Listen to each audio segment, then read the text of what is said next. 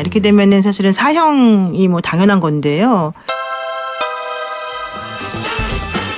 날마다 쏟아지는 수많은 이슈들을 대한민국 최강 변호사와 최고의 기자가 시원하게 뚫어드립니다. 노영희 변호사, 아시아경제 장영진 기자 나왔습니다. 어서 오세요. 네, 안녕하세요.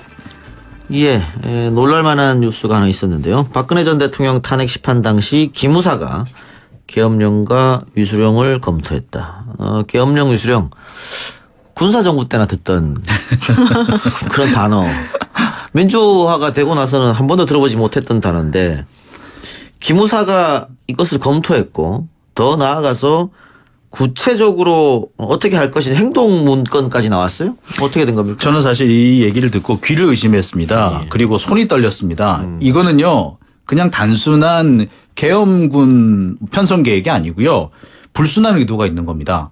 이 불순한 의도라는 것은 제가 볼 땐 적어도 군사 반란, 친위 쿠데타를 계획하지 않고서는 이런 계획이 나올 수가 없습니다. 왜 그러냐면요. 우리는 보통 이제 지휘권이라 그러면 다 가지고 있는 것으로 알고 있는데 그 군 지휘권 중에서 작전 지휘권, 그러니까 병력을 동원하고 움직일 수 있는 권한은 합참의장한테만 있습니다. 국방부 장관한테는 없어요. 근데 기무사는 국방부 장관 직할 부대거든요. 따라서 이런 병력 이동 계획을 짤 수가 없습니다. 그리고 기무사는 말 그대로 군 내에 침투한 간첩을 잡는 방첩부대인데 방첩부대가 어떻게 이렇게 계엄령이나 위수령을 판단할 수가 있습니까? 이거는 다른 의도가 있지 않고서는 절대 있을 수 없는 그런 계획입니다. 더군다나 병력 배치 계획을 보면은 이 707 특임대대를 이동한다는 계획도 있어요. 707 특임대대가 뭐 하는 부대냐면요. 평양에 가서 옛날 같으면 김정은 목을 잘라오겠다는 그런 부대입니다. 한마디로 참수부대가 707 특임대대입니다. 작계 지역 자체가 평양이에요. 그런 부대를 서울 시내에 풀어놓겠다. 이거는 다른 불순한 의도가 있지 않고서는 절대 나올 수가 없는 계획입니다. 예, 문건 내용 뭐 좀 구체적으로 보면 국민들이 계엄에 대한 부정적 인식이 있기 때문에 초기에는 위수령을 발령하고 상황 악화 시 계엄 시행을 검토. 아주 구체적이에요. 이 부분도 좀 잘 살펴봐야 됩니다. 왜 이게 위수령부터 발동하겠다라고 들었느냐면요. 이 계엄령이라는 것은 국회 동의를 얻어야 합니다. 국회 동의를 얻지 못하면은 바로 즉각 해제를 하게 되는데요. 이 당시만 해도 당시 이제 새누리당이 국회 과반수를 얻지 못한 상태였지 않습니까? 따라서 경우에 따라서는 계엄령 선포 자체가 불가능할 수도 있었습니다. 그러니까 위수령을 먼저 선포하겠다는 얘기겠죠. 근데 이 위수령이라는 게 그렇습니다. 원래 이거는 국가가 보유한 국가시설, 주요 시설을 군사력을 동원해서 경비하는 그런 계획이거든요. 따라서 그 시설 밖으로 나오면 안 됩니다. 그런데 이 계획성을 보면은 점차 위수령 범위, 활동 범위를 넓혀서 광화문, 국회의사당, 여기까지 들어오겠다는 건데 이것도 다시 한번 말씀드립니다만 다른 불순한 의도가 있는 경우가 아니라면 그러니까 계엄령이 선포되지 않았을 때 이 위수령을 가지고 국회를 압박하겠다. 실질적으로 보면은 국회의사당에도 24단 1개 여단을 투입하겠다. 병력만 9,000명, 전차 40여 대, 장갑차 100여 대 이렇게 투입하겠다는 얘기인데 이거는 사실상 국회를 병력과 장비로 중무장한 장비로 포위한 다음에 위협하겠다는 의도로밖에 해석할 수가 없습니다. 이 기무사 문건이 3월에 작성됐다고 하더라고요. 작년 3월에. 그렇죠. 2017년 3월 초에 작성이 됐기 때문에 이제 당시에 그 탄핵이 되냐 마냐 사실은 헌재 심판 결정이 언제 나오냐 이게 가장 핵심이던 시절이었거든요. 그래서 좀 그 날짜가 기이하다는 거죠. 그렇죠. 이게 사실은 상당히 중요하고 이때 예전에 추미애 더불어민주당 대표가 그 얘기를 사실 꺼냈었잖아요. 예. 먼저 2016년 11월인가요? 그때 꺼냈을 때만 하더라도 세상에 설마 그럴 수가 있겠냐라고 생각했는데 이상하게도 사실 제가 이제 방송을 그때도 많이 나가고 있었고 다른 사람들하고 이 탄핵에 관해서 많이 얘기를 했었었는데 탄핵이 안 될 거다라는 쪽으로 생각하시는 분들이 생각보다 많았었어요. 그리고 되게 상당히 자신감을 많이 보이고 있었거든요. 이제 그런 것들을 다 종합적으로 검토해 보면은 혹시 이제 탄핵이 되지 않을 것이라고 먼저 예상을 하고 탄핵을 위해서 촛불을 들었던 국민들은 모두 이제 반란군으로 사실은 생각을 하면서 이들을 치려는 계획을 이런 식으로 구현시킨 게 아닌가 이런 생각을 할 수밖에 없는 거죠. 그러니까 탄핵이 안 될 것을 상정하고 그렇죠. 안 될 거라고 다 확신했던 것 같아요. 탄핵이 안 되면은 국민들의 어떤 시위는 더 격화될 것이니까. 그렇죠. 그때는 군을 동원해서 막겠다. 그런 발상을 한 거죠. 이게 말이 됩니까? 근데 그것도 사실 당황스러운 게 그래요. 근데 이게 군 관계자는 단순한 개념 정리였다. 실제로 병력 동원할 건 아니었다라고 변명을 하고 아니, 있는데 그거는 이 문건이 나온 걸로 말이 안 되는 겁니다. 그렇죠. 그거는. 예. 그다음에 또 뭐가 있느냐면 이래요. 사실 기본적인 계엄에 대한 개념 정리는 합참에 가면 이렇게 민사작전처라고 있는데 거기에 보면은 계엄과가 따로 있어요. 그래서 기본적인 계엄 계획은 거기 다 있습니다. 제가 그걸 어떻게 하느냐? 제가 옛날에 군 현직에 있을 때 그 계엄 관련 계획 폐기 작업을 지원하는 게 있어요. 매년 계엄 계획을 조금씩 바꾸는데 바뀌기 전 계획을 전부 다 폐기를 해요. 분량이 엄청납니다. 거기에 보면 계엄과 계획이 포함이 돼 있어요. 저는 그 계엄과에서 기본적인 내용을 다 짭니다. 굳이 계엄사에 여기 기무사에서 짤 이유가 없어요. 근데 저는 좀 이해가 안 가는 게 우리 그때 5.18 그때 사실은 그 국민들을 향해서 먼저 총을 쏘고 또 뭐 탱크가 들어오고 헬리콥터에서 이렇게 막 하고 이런 게 있었잖아요. 그래서 우리가 그 얘기 들었을 때 깜짝 놀랐었는데 지금 이 기무사에 나온 이 문건을 보게 되면 그때하고 똑같지 않습니까? 사실은 국민들을 탱크 뭐 200대, 장갑차 550대, 뭐 무장병력 4,800명 이런 사람들을 동원해서 공격하겠다는 계획이잖아요. 근데 당시 촛불 집회는 알다시피 사실은 정말 평화로운 집회고 애기들도 많이 다니는 그런 집회였거든요. 근데 여기에 대해서 이런 식으로 군 그러니까 특수 병력들이 들어간다라는 생각을 했다는 것 자체가 뭐 말이 도대체가 국민을 뭘로 생각했다는 건지 저는 정말 이해가 안 가요. 자, 그러면은 이 문건은 과연 누가 주도적으로 작성을 했을까? 뭐 최고 마지막으로 지시한 사람은 누구인가? 이 부분도 좀 잘 살펴봐야 됩니다. 기무사령관들이 당시 누구였느냐? 그 2014년에 그 부임한 이재수 사령관 같은 경우에는요. 잘 아시다시피 박지만 씨의 육사 동기입니다. 예. 당시에도 그때 이게 박지만의 인맥이다라는 얘기가 있었어요. 그리고 그 뒤에 들어온 사람은 누구였느냐? 군에서 알짜회 소속이라는 정보 그 중장이었거든요. 이 사람들은 뭐냐면 사실상 박근혜 전 대통령의 친위 부대나 다름없는 사람들이에요. 그런 사람들이 이걸 만들었다는 것은 적어도 국방부 장관 그리고 이게 국방부 장관 위에 있는 이 국가안보실장 그리고 제가 볼 때는 그 이상까지도 분명히 보고가 됐고 적어도 구체적인 내용은 몰랐다 하더라도 박근혜 전 대통령도 어느 정도는 분명히 알고 있었을 겁니다. 조현천 전 기무사령관이 사실은 좀 제가 보기엔 책임져야 될 것 같고 그 김관진 국가안보실장이었죠. 그리고 안민구 국방부 장관 이 세 사람은 무조건 저는 정말 꼭 책임을 져야 될 것 같아요. 그 탄핵 있고 나서 뭐 디니전 뉴스로 나온 겁니다만은 청와대에서 탄핵이 안 될 걸로 헌재에서 판단하고 그렇죠. 뭐 케이크까지 준비했다고 하지 않습니까? 그렇죠. 그걸 보면은 이게 충분히 가능성이 있는 시나리오다 이렇게 보여지고요. 지금 군인권센터에서 방금 변호사님이 말씀하신 김관진 전 안보실장, 한민구 전 국방장관, 조현천 전 기무사령관 고발할 예정이라고 해요. 네. 그럼 이게 어떤 법률로 고발이 되고 처벌은 가능할지? 제가 보기엔 내란 음모죄가 사실은 가장 적합한 죄가 아니냐. 이렇게 되면은 사실은 사형이 뭐 당연한 건데요. 이제 왜냐하면은 이 그 병력을 동원한 거나 물론 근데 이분들이 실제 주장하고 있는 것은 그냥 뭐 계획에 불과했다 뭐 한번 해보려고 하는 것에 불과했다 뭐 이런 얘기 아니겠습니까? 개념 정리했다. 근데 이제 이런 것만 가지고 사실은 인과관계를 따져서 뭐 내란 음모까지 연결시킬 수 있을 것인가가 아마 관건이 되겠지만 제가 보기에는 충분히 그 가능성이 있다라고 보여지는데 그렇게 된다고 하면은 예전에 우리가 그 전두환 전 대통령 그때 재판할 때 내란 음모죄가 그때 사실 적용이 됐었거든요.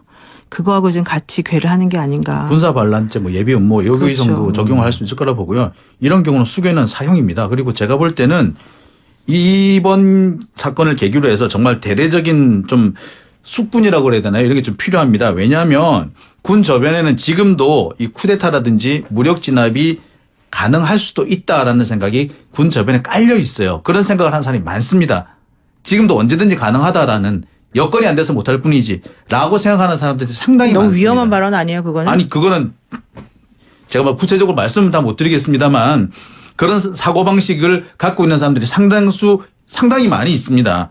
이래서 이번에 이 계획에 참여했던 사람들은 지위의 높고 낮음을 따짐없이 설령 명령에 따랐다 하더라도 이런 계획을 짠다는 것 자체가 불순한 의도에 동조하지 않고서는 불가능합니다. 전원 다 색출해서 군에서 퇴출돼야 한다고 생각합니다. 그러니까 국방부에서 아마 일단은 중수사하기로 했다고 계엄령 얘기 문건 나오죠. 작성을 경위 검토 후에 수사를 하겠다 이렇게 얘기를 하고 있는데 그 예전에 통합진보당 사태 때 이석기 그렇죠. 그 한 몇십 명 모여서 그 내란 음모라고 했거든요. 그렇죠. 네. 그냥 애들도 모인 자리에서 뭐 이렇게 해볼까 껄껄껄 저렇게 해볼까 껄껄껄 한 건데 그것도 다 내라는 음모가 됐어요. 근데 이렇게 구체적인 병동원 계획을 포함했다면 더군다나 여기 동원되는 군 부대가 우리나라에서 가장 최고로 중무장한 부대들입니다. 뭐 24단이라는 이 부분은 보통 우리가 양평기계화 사단이라고 알고 있는 부대도 있고요. 우리가 또 맹호 부대로 알고 있는 그 수도기계화 사단도 있고요. 이런 부대들을 동원하겠다는 그런 그 계획이 있는데 이거는 그냥 절대로 그냥 계엄 계획이라고 볼 수 없는 부분입니다. 이거 명백합니다, 이거는. 지금 보니까 이 지금 그 3군 사령부가 사실은 이제 지금 나오고 있고 더 중요한 게 동원 병력으로 등장하는 그 8, 11, 26사단 이 사람들이 모두 육군사관학교 출신이라고 지금 그러잖아요. 예. 그러면 이 계획에 사실 근저에 있는 그 육사들의 그 친소 관계에 따라서 이분들이 좀 이렇게 이렇게 계획을 좀 만들어서 정리되었을 가능성이 높아서 지금 수사를 만약에 한다라고 한다면 이제 그쪽 라인들을 조금 살펴봐야 되는 게 아니냐 이런 생각들을 지금 하는 사람도 있습니다. 예. 그리고 기무사가 뭐 세월호 TF부터 시작해서 여기까지 관련이 됐기 그렇죠. 때문에 네. 기무사는 상당히 공을 져 수사를 해야 되지 않을까 그런 생각이 들고요. 추미애 대표가 2016년 11월 18일 날 이런 정보가 있다는 얘기를 하고 나서 당시 뭐 청와대 대변인 정영국 또, 예. 또 아까 얘기 들었습니다만 새누리당의 뭐 의원들 여러 사람들이 절대 그런 일 없다. 그렇죠. 뭐 이렇게 얘기했거든요. 그 사람들은 알고 그런 얘기했을까 아니면 정말 모르고 그런 얘기했을까요? 글쎄 부분적으로는 아는 사람도 있었을 거라고 생각하고요. 적어도 청와대에 있었던 사람들은 어느 정도 구체적인 내용까지 몰랐다 하더라도 어느 정도까지는 분위기는 감지하고 있지 않았을까라고 생각이 듭니다. 그리고 이 사람들이 이렇게 펄쩍펄쩍 뛰었다라는 거는 이 계획 자체가 얼마나 불법적이고 위헌적인지를 스스로도 인지하고 있다는 얘기입니다. 범죄 의도가 충분했다고 볼 수 있습니다. 근데 원래 성공한 쿠데타는 처벌하지 않는다. 이것 때문에 사실 이런 일이 계속 되는 것 같아요. 좀 해괴한 논리인 것이 그래요. 자 다음 이야기 한번 해봅시다. 김동연 경제부총리가 종합부동산세 개편 방안을 발표했다고 하는데 핵심 내용은 뭡니까? 핵심 내용은 그렇습니다. 세율을 조금 인상을 하고 그다음에 다주택자를 중과세하겠다. 세율은 최대 0.5%가 인상이 된다고 해요. 보면 그리고 다주택자 세 채 이상의 집을 가진 사람은 0.03%의 세율이 추가된다고 되어 있습니다. 그러니까 지금 현재 부동산과 관련해서 최고 세율은 2.5%인데 2%인데 이 바뀌게 되면은 이 개편안에 따르게 되면 2.8%까지 오르게 됩니다. 이 경우 물론 100억 이상의 엄청난 소득을 가진 자산을 가진 사람들만 해당이 됩니다만 연간 한 1,500만 원까지 세금 부담이 늘어난다고 합니다. 100억 이상일 경우에. 여기서 보면 이제 3주택자 이상 보유자에 대해서 추가 과세 얘기를 했어요.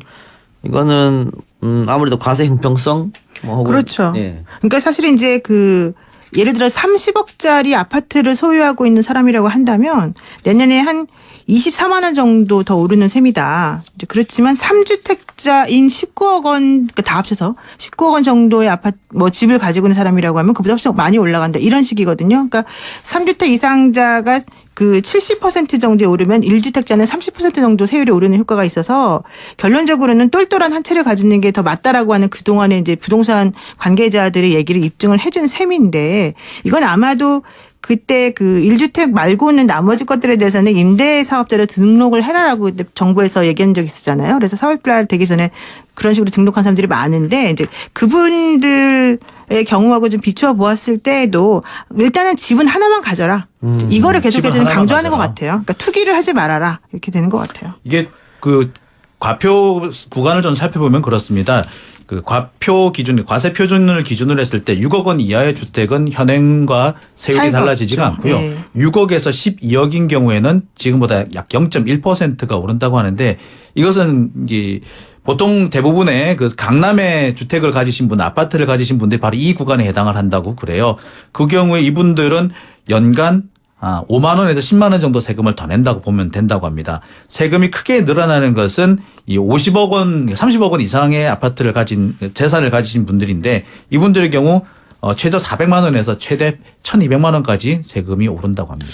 그러니까는 한 채만 갖고 있다고 하면 공시 가격이 16억 원이니까 한 30억 밑으로 네, 한 맞습니다. 채만 있어도 세금은 늘지 않는다 이렇게 보면 네, 되겠네요. 그렇습니다. 그러니까 사실 한 채가 제가 봤을 때는 20억 미만인 20억까지나 갈 필요도 없겠네요. 거의 없어요. 네, 거의 없다고 봐야 되겠네요. 뭐 정말 강남의 최고급 아파트나 그렇게 하지. 그리고 또 중요한 게 이제 그 공장 상가 등 건물 부속 토지, 별도 합산 토지 관련해 가지고는 실질적으로 또 여기에 또 포함 안 시키는 경우가 있어서 이제 오늘 사실 나온 이 정부안은 지난번에 권고안보다 후퇴한 거 아니냐 예. 지금 그런 얘기 나오고 있고 지난번 권고안에 대해서도 말이 많았는데 그때에 따르게 되면 세수를 늘리는 게 한 1조 1,000억 원, 2,000억 정도 됐는데 오늘 정부안에 따르면 8,700억 정도만 늘어나는 셈이래요. 근데 사실 그게 우리 특활비하고 거의 맞먹어요.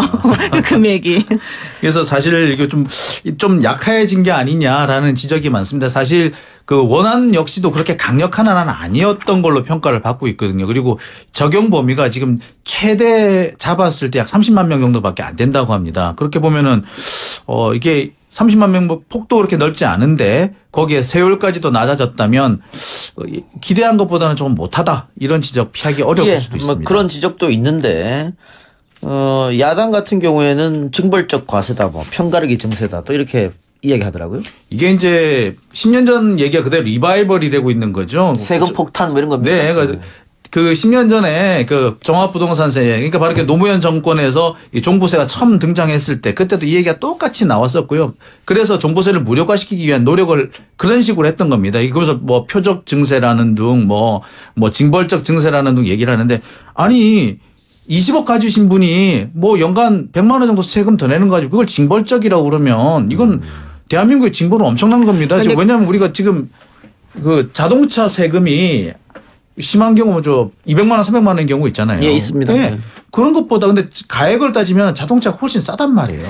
근데 그럼 우리는 항상 차 가진 사람은 항상 그럼 징벌받고 있는 건가요? 근데 이제 그렇죠? 그렇게 말하는 사람들의 이유 중에 하나는 내가 집을 팔고 사고 했을 때 사실은 그 실현 이익이 있어야 되는 거잖아요. 근데 집을 그냥 가만히 가지고 있으면 사실 내 입장에서는 소득이 늘어나는 게 아니라는 거예요. 그런 상황에서 계속해서 세금을 올리게 되면 내 생활은 점점 수준이 떨어질 수밖에 없는 거 아니냐. 그렇다면 내가 팔았을 때 그런 거에 대해서 뭐 하는 것 자체는 내가 수익을 얻었으니까 이해가 되지만 그냥 한 채 가지고 있는 것만 가지고 그런 얘기를 하는 건 너무 부당하다. 이제 이런 얘기가 있는데 예, 그렇게 얘기하면 또 그러면 팔고 좀 싸들어 가라 이렇게 얘기하더라고요. 그러니까 근데 그 파는 거 가정해가지고 사실은 판다는 게 집 한 채 있는데 그걸 팔아가지고 또 다른 걸로 환가한다는 게 그렇죠. 생각보다 쉽지 예, 않기 예. 때문에 이런 문제가 발생하는 거죠. 자, 그러면은 이렇게 다주택자들한테 저도 다주택 한번 해보고 싶어가지고 주택을 하나만 갖고 있으시니까 발음이 안 되시죠. 예, 발음이 안 돼요. 네. 익숙치 않아가지고. 맞습니다. 그 집을 여러 채 갖고 있는 사람들에게 어떻든 이렇게 세금이 올라가는 건데 그러면은 다주택자들이 집을 내놓을까? 안 내놓을 것 같아요. 제가 봤을 때 왜냐하면 지금 인상폭이 그렇게 크지가 않고 솔직히 말하면 예. 그다음에 또 하나는 그 집을 내놓는다고 해서 우리는 앞으로 계속해서 부동산 값이 오를 거다라고 생각을 하지 떨어지는 경우 잘 상정하지 않기 때문에 정말 남의 돈을 끌어들여서 집을 많이 산 사람이 아닌 이상은 현재로서 불편함이 없는데 굳이 집을 팔면서까지 뭔가 하지는 않을 것 같아요. 네, 팟빵의 문짱 엄지청님께서도 같은 얘기 했네요. 그 본인 아시는 분이 다주택자라서 집 내놨던데 생각보다 세금이 얼마 안 돼가지고 다시 걷어들였다고. 누구는 뭐 그러더라고요. 이미 팔 사람은 다 팔았다. 예, 그리고 세금 오른 것보다 가격 상승이 훨씬 더 크다. 그래서 안 팔 것이다. 뭐 그런 전망도 많이 있습니다. 사실은 증여를 많이 해주죠. 자식들에게. 예. 어쨌든 그 사실은 이게 한 채만 있으면은 집을 사고 팔고 할 때도 많은 시세 차익을 봐도 한 채만 있으면 그렇게 9억 원 밑으로는 또 세금도 안 내잖아요. 그렇죠. 네. 네. 그러니까 한 채만 갖고 있는 게 중요한 것 같고요. 또 어쨌든 이 부동산 많이들 걱정하시는데 좀 가격이 좀 잡혔으면 하는 그런 바람입니다. 6만 9천 명 전차 40여 대 장갑차 100여 대 이렇게 투입하겠다는 얘기인데 이거는 사실상 그 국회를 병력과 장비로 중무장한 장비로 포위한 다음에 위협하겠다는 의도로밖에 해석할 수가 없습니다. 이 기무사 문건이 3월에 작성됐다고 하더라고요. 작년 3월에. 그렇죠. 2017년 3월 초에 작성이 됐기 때문에 이제 당시에 그 탄핵이 되냐 마냐 사실은 헌재 심판 결정이 언제 나오냐 이게 가장 그 핵심이던 시절이었거든요. 그래서 근데 좀 그 날짜가 기이하다는 거죠. 그렇죠. 이게 사실은 상당히 중요하고 이때 그 예전에 추미애 그 더불어민주당 대표가 그 얘기를 사실 꺼냈었잖아요. 예. 먼저 2016년 11월인가요? 그때 꺼냈을 때만 하더라도 세상에 설마 그럴 수가 있겠냐라고 생각했는데 이상하게도 사실 제가 이제 방송을 그때도 많이 나가고 있었고 다른 사람들하고 이 탄핵에 관해서 많이 얘기를 했었었는데 탄핵이 안 될 거다라는 쪽으로 생각하시는 분들이 생각보다 많았었어요. 그리고 그 되게 상당히 자신감을 많이 보이고 있었거든요.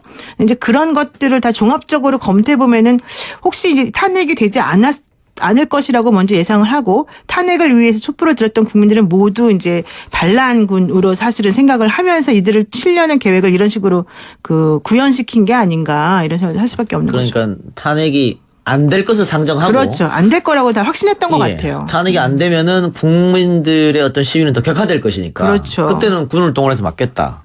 뭐 그런 발상을 한 거죠. 이게 말이 됩니까? 근데 그것도 사실 당황스러운 게 그래요. 근데 이게 뭐 군 관계자는 뭐 단순한 개념 정리였다. 실제로 병력 동원할 건 아니었다라고 변명을 하고 아니, 있는데. 그거는 이 문건이 나온 걸로 말이 안 되는 겁니다. 그렇죠. 그거는. 예. 그다음에 또 뭐가 있느냐면 이래요. 사실 기본적인 계엄에 대한 개념 정리는 합참에 가면 이렇게 민사작전처라고 있는데 거기에 보면은 계엄과가 따로 있어요. 그래서 기본적인 계엄 계획은 거기 다 있습니다. 제가 그걸 어떻게 하느냐. 제가 옛날에 군 현직에 있을 때 계엄 관련 계획 폐기 작업을 지원하는 게 있어요. 그러니까 매년 계엄 계획을 조금씩 바꾸는데 바뀌기 전 계획을 전부 다 폐기를 해요. 분량이 엄청납니다. 거기에 보면 계엄과 계획이 포함이 돼 있어요. 저는 그 계엄과에서 기본적인 내용을 다 짭니다. 굳이 계엄사에 여기 기무사에서 짤 이유가 없어요. 근데 저는 좀 이해가 안 가는 게 우리 그때 5.18 그때 사실은 국민들을 향해서 먼저 총을 쏘고 또 뭐 탱크가 들어오고 헬리콥터에서 이렇게 막 하고 이런 게 있었잖아요. 그래서 우리가 그 얘기 들었을 때 깜짝 놀랐었는데 지금 이 기무사에 나온 이 문건을 보게 되면 그때하고 똑같지 않습니까? 사실은 국민들을 탱크 200대, 장갑차 550대, 무장병력 4,800명 이런 사람들을 동원해서 공격하겠다는 계획이잖아요. 근데 당시 촛불 집회는 알다시피 사실은 정말 평화로운 집회고 애기들도 많이 다니는 그런 집회였거든요. 근데 여기에 대해서 이런 식으로 군 그러니까 특수 병력들이 들어간다라는 생각을 했다는 것 자체가 말이 도대체가 국민을 뭘로 생각했다는 건지 저는 정말 이해가 안 가요. 자, 그러면은 이 문건은 과연 누가 주도적으로 작성을 했을까? 최고 마지막으로 지시한 사람은 누구인가? 이 부분도 좀 잘 살펴봐야 됩니다. 기무사 사령관 이렇게 되면은 사실은 사형이 당연한 건데요. 날마다 쏟아지는 수많은 이슈들을 대한민국 최강 변호사와 최고의 기자가 시원하게 뚫어드립니다. 노영희 변호사, 아시아경제 장영진 기자 나왔습니다. 어서 오세요. 네, 안녕하세요. 예, 놀랄만한 뉴스가 하나 있었는데요. 박근혜 전 대통령 탄핵 심판 당시 기무사가 계엄령과 위수령을 검토했다. 계엄령, 위수령 군사정부 때나 듣던 그런 단어. 민주화가 되고 나서는 한 번도 들어보지 못했던 단어인데 기무사가 이것을 검토했고 더 나아가서 구체적으로 어떻게 할 것인 행동 문건까지 나왔어요? 어떻게 된 겁니까? 저는 사실 이 얘기를 듣고 귀를 의심했습니다. 그리고 손이 떨렸습니다. 이거는요 그냥 단순한 계엄군 편성 계획이 아니고요. 불순한 의도가 있는 겁니다. 이 불순한 의도라는 것은 제가 볼 땐 적어도 군사 반란 혹은 친위 쿠데타를 계획하지 않고서는 이런 계획이 나올 수가 없습니다. 왜 그러냐면요. 우리는 보통 이제 지휘권이라 그러면 다 가지고 있는 것으로 알고 있는데 군 지휘권 중에서 작전 지휘권, 그러니까 병력을 동원하고 움직일 수 있는 권한은 합참의장한테만 있습니다. 국방부 장관한테는 없어요. 근데 기무사는 국방부 장관 직할 부대거든요. 따라서 이런 병력 이동 계획을 짤 수가 없습니다. 그리고 기무사는 말 그대로 군 내에 침투한 간첩을 잡는 방첩부대인데 방첩부대가 어떻게 이렇게 계엄령이나 위수령을 판단할 수가 있습니까? 이거는 다른 의도가 있지 않고서는 절대 있을 수 없는 그런 계획입니다. 더군다나 병력 배치 계획을 보면은 이 707 특임대대를 이동한다는 계획도 있어요. 707 특임대대가 뭐 하는 부대냐면요. 평양에 가서 옛날 같으면 김정은 목을 잘라오겠다는 그런 부대입니다. 한마디로 참수부대가 707 특임대대입니다. 예. 작계 지역 자체가 평양이에요. 그런 부대를 서울 시내에 풀어놓겠다. 이거는 다른 불순한 의도가 있지 않고서는 절대 나올 수가 없는 계획입니다. 예, 문건 내용 좀 구체적으로 보면 국민들이 계엄에 대한 부정적 인식이 있기 때문에 초기에는 위수령을 발령하고 상황 악화 시 계엄 시행을 검토. 아주 구체적이에요. 이 부분도 좀 잘 살펴봐야 됩니다. 왜 이게 위수령부터 발동하겠다라고 들었느냐면요. 이 계엄령이라는 것은 국회 동의를 얻어야 합니다. 국회 동의를 얻지 못하면은 바로 즉각 해제를 하게 되는데요. 이 당시만 해도 당시 이제 새누리당이 국회 과반수를 얻지 못한 상태였지 않습니까? 따라서 경우에 따라서는 계엄령 선포 자체가 불가능할 수도 있었습니다. 그러니까 위수령을 먼저 선포하겠다는 얘기겠죠. 근데 이 위수령이라는 게 그렇습니다. 원래 이거는 국가가 보유한 국가시설, 주요 시설을 군사력을 동원해서 경비하는 그런 계획이거든요. 따라서 그 시설 밖으로 나오면 안 됩니다. 그런데 이 계획성을 보면은 점차 위수령 범위, 활동 범위를 넓혀서 광화문, 국회의사당, 여기까지 들어오겠다는 건데 이것도 다시 한번 말씀드립니다만 다른 불순한 의도가 있는 경우가 아니라면 그러니까 계엄령이 선포되지 않았을 때 이 위수령을 가지고 국회를 압박하겠다. 실질적으로 보면은 국회의사당에도 24단 1개 여단을 투입하겠다. 병력 당시 누구였느냐. 2014년에 부임한 이재수 사령관 같은 경우에는요. 잘 아시다시피 박지만 씨의 육사 동기입니다. 예. 당시에도 그때 이게 박지만의 인맥이다라는 얘기가 있었어요. 그리고 그 뒤에 들어온 사람은 누구였느냐? 군에서 알짜회 소속이라는 정보 중장이었거든요. 이 사람들은 뭐냐면 사실상 박근혜 전 대통령의 친위 부대나 다름없는 사람들이에요. 그런 사람들이 이걸 만들었다는 것은 적어도 국방부 장관 그리고 이게 국방부 장관 위에 있는 이 국가안보실장 그리고 제가 볼 때는 그 이상까지도 분명히 보고가 됐고 적어도 구체적인 내용은 몰랐다 하더라도 박근혜 전 대통령도 어느 정도는 분명히 알고 있었을 겁니다. 그러니까 조현천 전 기무사령관이 사실은 좀 제가 보기엔 책임져야 될 것 같고 김관진 국가안보실장이었죠. 그리고 안민구 국방부 장관 이 세 사람은 무조건 저는 정말 꼭 책임을 져야 될 것 같아요. 탄핵 있고 나서 뒤늦은 뉴스로 나온 겁니다만은 청와대에서 탄핵이 안 될 걸로 헌재에서 판단하고 그렇죠. 케이크까지 준비했다고 하지 않습니까? 그렇죠. 그걸 보면은 이게 충분히 가능성 있는 시나리오다 이렇게 보여지고요. 지금 군인권센터에서 방금 변호사님이 말씀하신 김관진 전 안보실장, 한민구 전 국방장관, 조현천 전 기무사령관 고발할 예정이라고 해요. 네. 그럼 이게 어떤 법률로 고발이 되고 처벌은 가능할지? 제가 보기엔 내란 음모죄가 사실은 가장 적합한 죄가 아니냐. 이렇게 되면은 사실은 사형이 당연한 건데요. 이제 왜냐하면은 그 병력을 동원한 거나 물론 근데 이분들이 실제 주장하고 있는 것은 그냥 계획에 불과했다 한번 해보려고 하는 것에 불과했다 이런 얘기 아니겠습니까? 개념 정리했다. 근데 이제 이런 것만 가지고 사실은 인과관계를 따져서 내란 음모까지 연결시킬 수 있을 것인가가 아마 관건이 되겠지만 제가 보기에는 충분히 그 가능성이 있다라고 보여지는데 그렇게 된다고 하면은 예전에 우리가 전두환 전 대통령 그때 재판할 때 내란 음모죄가 그때 사실 적용이 됐었거든요. 그거하고 좀 같이 괴를 하는 게 아닌가. 군사 반란죄, 예비 음모 여기 그렇죠. 정도 적용을 할 수 있을 거라 보고요. 이런 경우는 수개는 사형입니다. 그리고 제가 볼 때는 이번 사건을 계기로 해서 정말 대대적인 좀 숙군이라고 그래야 되나요? 이런 게 좀 필요합니다. 왜냐하면 군 저변에는 지금도 이 쿠데타라든지 무력 진압이 가능할 수도 있다라는 생각이 군 저변에 깔려 있어요. 그런 생각을 하는 사람이 많습니다. 지금도 언제든지 가능하다라는 여건이 안 돼서 못할 뿐이지 라고 생각하는 사람들이 상당히 너무 많습니다. 위험한 발언 아니에요 그거는? 아니 그거는 제가 구체적으로 말씀은 다 못 드리겠습니다만 그런 사고방식을 갖고 있는 사람들이 상당히 많이 있습니다. 이래서 이번에 이 계획에 참여했던 사람들은 지위의 높고 낮음을 따짐없이 설령 명령에 따랐다 하더라도 이런 계획을 짠다는 것 자체가 불순한 의도에 동조하지 않고서는 불가능합니다. 전원 다 색출해서 군에서 퇴출돼야 한다고 생각합니다. 그러니까 국방부에서 아마 일단은 중수사하기로 했다고 얘기 계엄령권 나오죠. 작성을 경위 검토 후에 수사를 하겠다 이렇게 얘기를 하고 있는데 예전에 통합진보당 사태 때 이석기 그렇죠. 한 몇십 명 모여서 이렇게 내라는 뭐라고 했거든요. 그렇죠. 그냥 애들도 모인 자리에서 이렇게 해볼까 껄껄껄 저렇게 해볼까 껄껄껄 한 건데 그것도 다 내라는 음모가 됐어요. 근데 이렇게 구체적인 병동원 계획을 포함했다면 더군다나 여기 동원되는 군 부대가 우리나라에서 가장 최고로 중무장한 부대들입니다.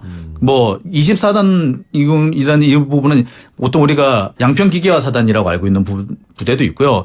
우리가 또 맹호 부대로 알고 있는 수도기계화 사단도 있고요. 이런 부대들을 동원하겠다는 그런 계획이 있는데 이거는 그냥 절대로 그냥 계엄 계획이라고 볼 수 없는 부분입니다. 이거 명백합니다, 이거는. 지금 보니까 지금 3군 사령부가 사실은 이제 지금 나오고 있고 더 중요한 게 동원 병력으로 등장하는 8, 11, 26사단 이 사람들이 모두 육군사관학교 출신이라고 지금 그러잖아요. 예. 그러면 이 계획에 사실 근저에 있는 그 육사들의 그 친소 관계에 따라서 이분들이 좀 이렇게 어딘 이렇게 계획을 좀 만들어서 정리되었을 가능성이 높아서 지금 수사를 만약에 한다라고 한다면 이제 그쪽 라인들을 조금 살펴봐야 되는 게 아니냐 이런 생각들을 좀 하는 사람도 있습니다. 예. 그리고 김무사가 뭐 세월호 TF부터 시작해서 여기까지 관련이 있기 그렇죠. 때문에 네. 김무사는 상당히 공을 좀 수사를 해야 되지 않을까 그런 생각이 들고요. 추미애 대표가 2016년 11월 18일 날 이런 정보가 있다는 얘기를 하고 나서 당시 뭐 청와대 대변인 정영국. 또, 네. 또 아까 얘기 들었습니다만 새누리당의 뭐 의원들 여러 사람들이 절대 그런 일 없다. 그렇죠. 뭐 이렇게 얘기했거든요. 그 사람들은 알고 그런 얘기했을까 아니면 정말 모르고 그런 얘기했을까요?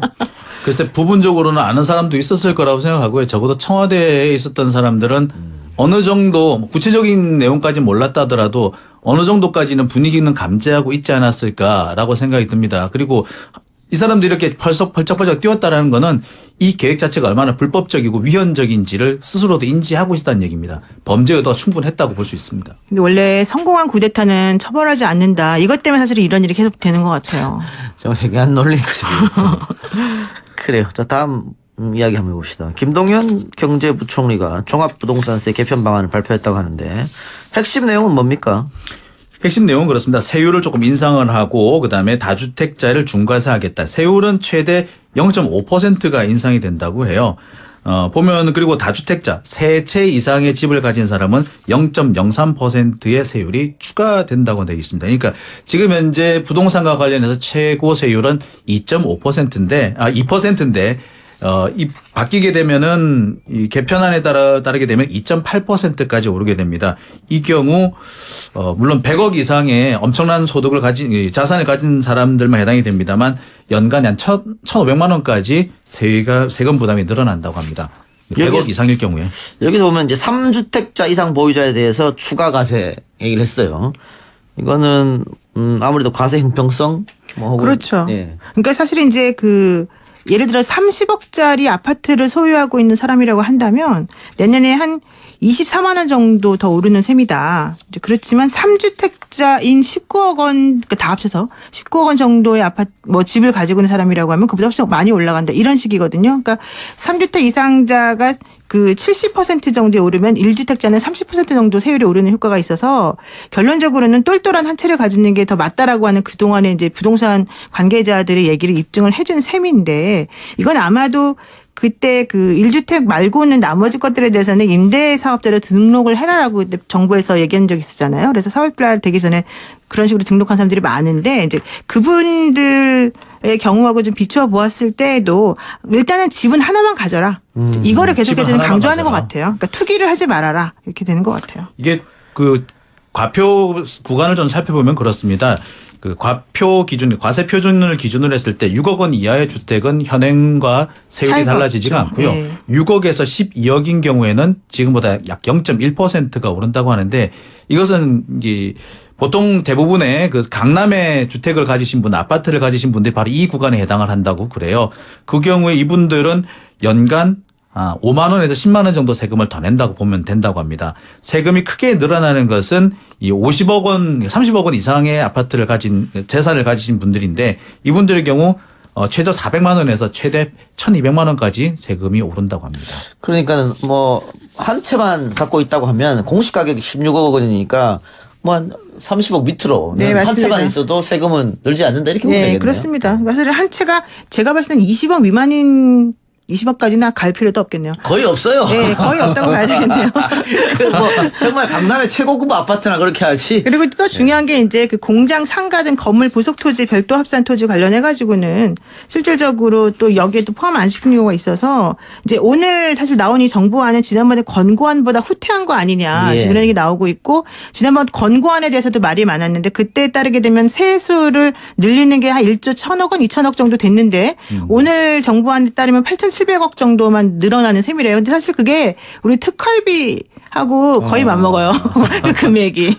그래서 사실 이게 좀 약해진 게 아니냐라는 지적이 많습니다. 사실 원안 역시도 그렇게 강력한 안은 아니었던 걸로 평가를 받고 있거든요. 그리고 적용 범위가 지금 최대 잡았을 때 약 30만 명 정도밖에 안 된다고 합니다. 그렇게 보면은 이게 30만 명 폭도 그렇게 넓지 않은데 거기에 세율까지도 낮아졌다면 기대한 것보다는 조금 못하다 이런 지적 피하기 어려울 예, 수도 뭐 있습니다. 그런 지적도 있는데 야당 같은 경우에는 징벌적 과세다, 뭐 편가르기 증세다 또 이렇게 이야기하더라고요. 이게 이제 10년 전 얘기가 그대로 리바이벌이 되고 있는 거죠. 세금 폭탄 뭐 이런 겁니다. 네, 그 10년 전에 그 종합부동산세, 그러니까 바로 이렇게 노무현 정권에서 이 종부세가 처음 등장했을 때 그때도 이 얘기가 똑같이 나왔었고요.